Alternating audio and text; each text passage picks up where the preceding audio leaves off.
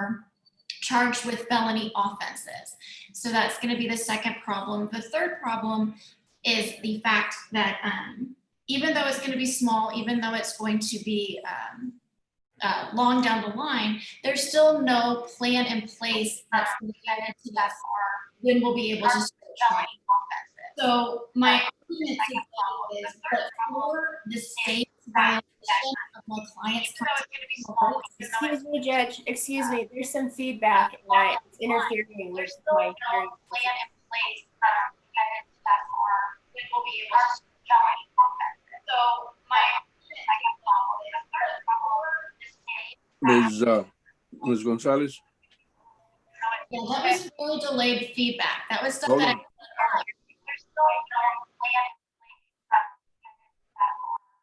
Ms. Gonzalez, hold on, okay?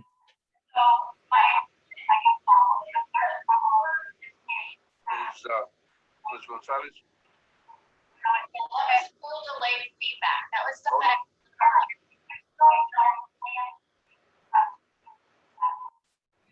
Gonzalez, hold on, okay?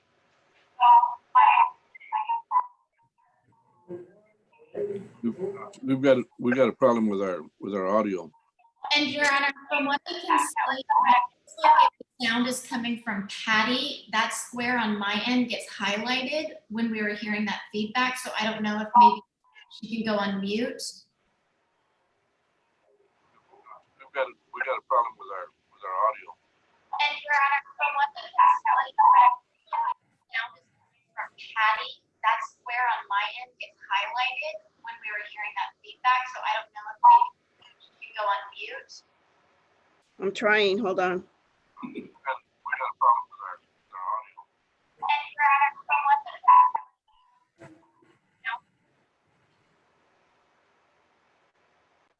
see, All right, where are we now? if I can continue with my argument, Your Honor. Okay. As from the last hearing, and then also when I checked online in a clerk search last night, the state violated my client's constitutional rights from July 9th, 2019 through April 23rd, 2020. That is going to be the period of time of when they actually filed the charges to when they actually booked her. But for that violation, she would have been able to demand her speedy trial and be able to go to trial at that point in time. The state does not get a pass just because there's a virus going on right now. I understand that this is not the state's problem with the virus. There's nothing they can do to actually control whether or not my client's going to get a jury trial right now.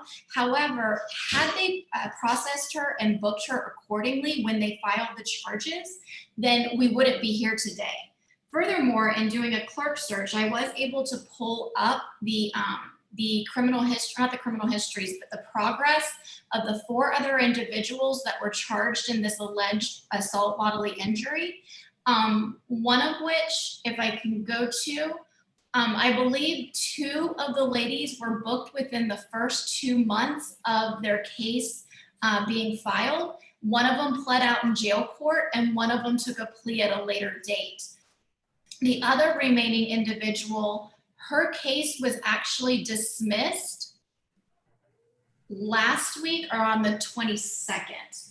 I'd have to pull up the individual ones to see. Yes. Tanya Artiaga, her case was dismissed for dismissed further investigation on May 19th, 2020. So, and then the other 2 individuals who are going to be Ashley Castro and Deanna Diaz, those were the 2 that were actually booked and processed in a timely fashion. Furthermore, whether or not my client has suffered actual prejudice, the defendant or my client has been in the state's custody since the offense allegedly occurred. This offense actually happened in Bexar County Jail, where defendants or suspects are actually booked and processed for violations of Texas law. They did not book her at that point in time. Furthermore, the state had the case in their possession in their files for additional, I believe it was 8 months while it sat at the DA's office. They did not do anything with the case at that time. Then there's now an 11 months that I already cited to, where she was in the state's custody and they did not book her and process her.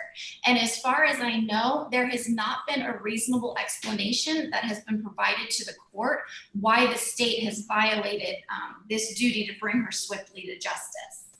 Furthermore, since she has been in custody, if she had been booked back in July, when the case was filed, or at any point in time up to, I think, about 6 months ago, she would have been judgment satisfied. She would have been able to receive the time credit for the time that she's actually spent in jail, and she would have been judgment satisfied at this point in time. And so all of these arguments would have been moot because she would have already done the maximum length of confinement for these charges. So there is actual prejudice that my client has suffered. The Barker-Wingo factors are actually a balancing test. Not any one of them is determinative. Furthermore, in that opinion, the Supreme Court stated that there are three instances or three reasons why the Sixth Amendment right to a speedy trial is tantamount. It has to do with whether or not the person it's in their interest. We're not just talking about losing witnesses, but we're also talking about the delay being detrimental to the effect on rehabilitation. Furthermore, it may be in the accused advantage. However, in this particular case, it is not to her advantage. As I stated before, she would have been judgment satisfied a long time ago. Lastly, this is where it's a little bit vague, is because they can't, even though the Sixth Amendment has the right to a speedy and public trial, there is no exact time period of when there is going to be a violation or how long it should take for a person to actually go to trial. That's left up in the air. However, what we need to look at is where the system of justice is supposed to be swift and deliberate. And that is exactly where the state of Texas has failed in this case. They were not swift. They were not acting in a timely or reasonable manner. And it was not deliberate. As we've stated multiple times, this violation and this failure of the district attorney's office to book Ms. Sertucci while she's been in their custody is a completely unreasonable failure and highly prejudicial to my client. So for all of the reasons just stated, we are asking at this point in time, since there is no near anywhere date that we're going to be able to go to trial in this case, I am asking that this violation be deemed prejudicial and the court dismiss the charges against my client. Response from the DA's office. First of all, Your Honor, did you receive the 17th emergency order regarding the COVID-19 state of disaster promulgated by the Supreme Court of Texas? Yes, sir. If I did. If you will go down to paragraph 6, a court must not hold a jury proceeding, including jury selection or a jury trial prior to August 1st, except as authorized by this order. Paragraph 7, the Office of Court Administration, in coordination with the regional presiding judges and the local administrative judges, should assist trial courts in conducting a limited number of jury proceedings prior to August 1st, whether in person or remote proceedings involving grand and petit jurors, and no later than July 31st must submit a report to the court outlining its observations regarding those jury proceedings and making recommendations regarding procedures for jury proceedings. Now, I'd like to go back to Ms. Gonzalez's second motion, and I want to emphasize to the court that we look beyond form and to substance. Paragraph 4 of the motion states, under the current guidelines in Bexar County, Texas, jury trials are not to resume because of the COVID-19 pandemic.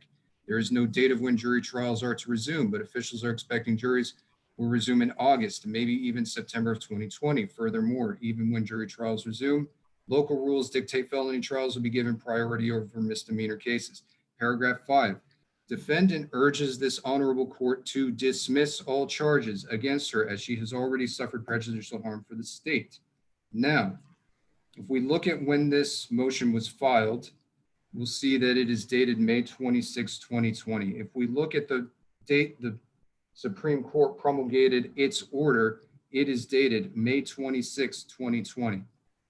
Defense counsel argues that there is no way to give Ms. Zertucci a trial. The Supreme Court has stated that there is.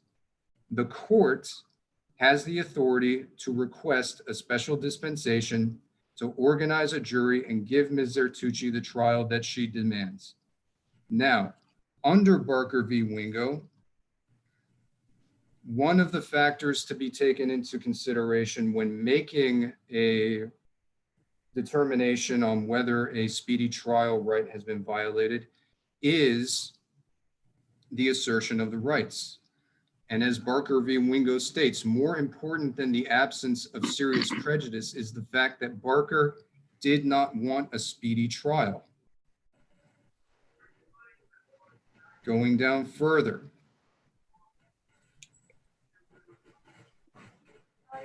the record strongly suggests that while he hoped to take advantage of the delay in which he had acquiesced and thereby obtain a dismissal of the charges, he definitely did not want to be tried.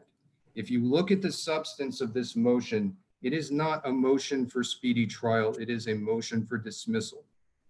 What Ms. Gonzalez wants is not to secure a trial for Ms. Zertucci, which is possible if this court will request it. Rather, what Ms. Gonzalez wants is a dismissal, and that should weigh against a finding of a violation of the rights of Ms. Zertucci to a speedy trial. So before this court dismisses this case, this court should exercise its authority and request that a jury be assembled and that Ms. Zertucci be given her right, if she actually wants it. May I respond, Your Honor? Not necessary. But I have really good arguments. Well, I'll listen to it then, since it's a really good argument. Yes, Your Honor. I want to applaud Mr. Edelman for being Edelman for being optimistic that we're going to be able to, that this court, Judge Longoria, and all of your greatness and abilities to get things done is going to be able to convene a jury panel and bring them in order to try a misdemeanor assault case. The problem is yes, the Supreme Court order did come out, and it did come out the same day that I sent in my request for the speedy trial, or the second request for the speedy trial. However, if it is going to be in very, very limited circumstances, and if it is going to be done, and especially here in Bexar County is going to focus on individuals that have been in custody for over 3 years awaiting felony charges. Ms. Zertucci is not going to be on the top of that list in order to go and have her jury trial. But for the state actually doing their job, which again, I'd like to bring out that the state has still not been able to explain why it is that she was in custody for over 9 months and they did not bring her before the court in a swift and deliberate manner to be able to guarantee her speedy trial rights.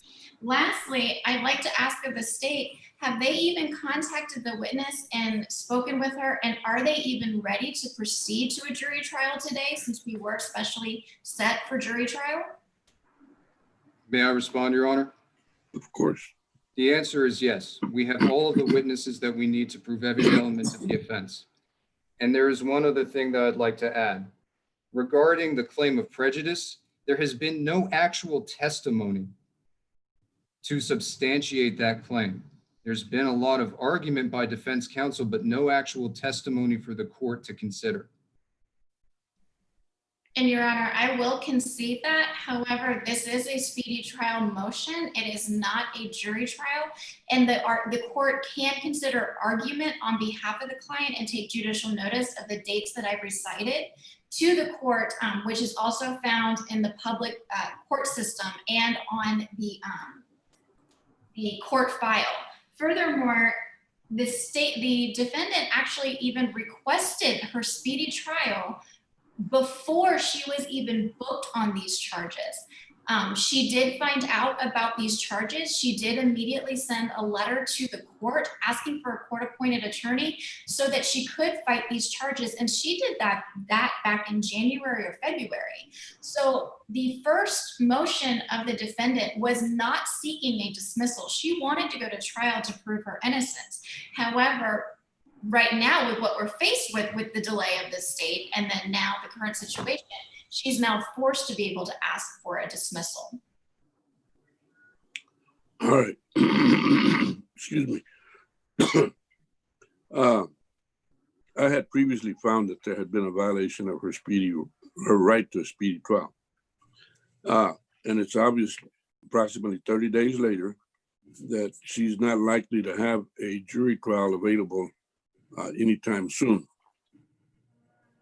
The state is correct when it says that there are, the Supreme Court has said that I can take what in this case would be extraordinary steps to try and obtain a jury for that trial. The fact is, though, that the juries do not respond immediately to the county courts at law. They are under the purview of the district courts.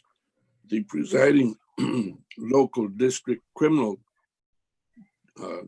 Judge Ron Rangel, has made clear that we're not going to have any juries and no trials at least till August 1st.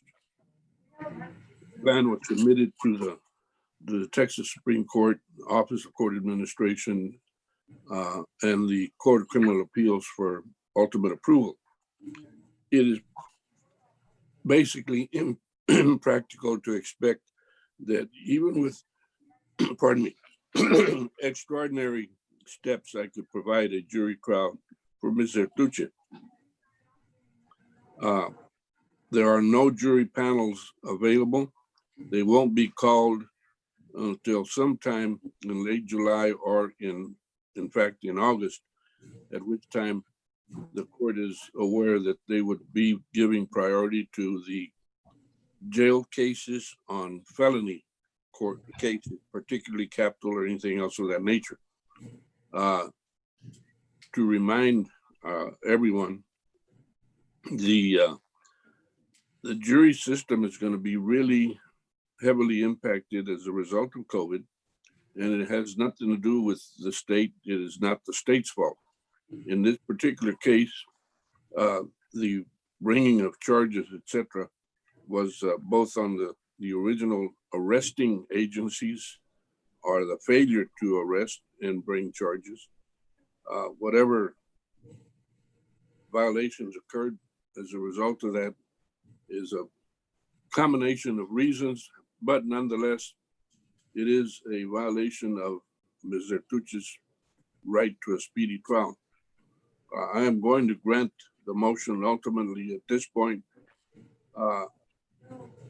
bluntly, because there's really no expectation that there's going to be a reasonably quick or quote speedy unquote trial for this lady.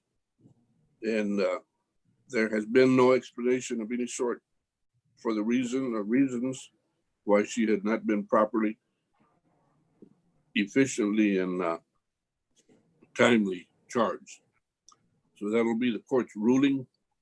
I'll need an order to sign whenever it's available. Let me know, or send it to me, or send it through Patty, either one. Your Honor, there is an order attached to my original motion if it is in the court file. However, if it's not in the court file, I can always supplement it and email over to the clerks a separate order. Either way, all I need is for it to get to my computer. Judge, I will sign it. Judge, I sent it to you this morning. Okay, very good. Then I'll look for it, sign it, and return it to you. Thank you, Your Honor. I keep enjoying watching my image on Zoom here, where my ear is flapping. I didn't know that I could do that. It reminds me of Roland. He had his virtual background on and it took off his ears, so he just had a head. All right. And this is actually a request of Patty too, if she's the one that's controlling or one of the other ones, is may I be excused and put in a breakout room with my client so I can explain to her the next steps? Of course you can. Thank you. Thank you. I'll just wait. Oh, and I'll just add a little, in the interest of justice, with the more practical and particular reason for by granting of the motion. Thank you. All right, thank you, everybody.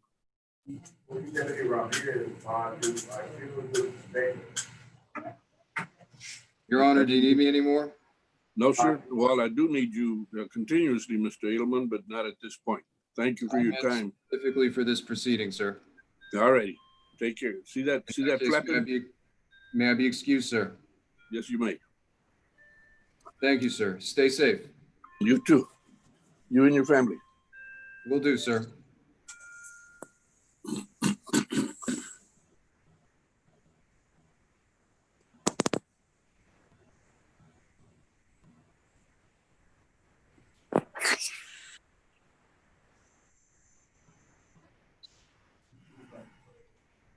Okay,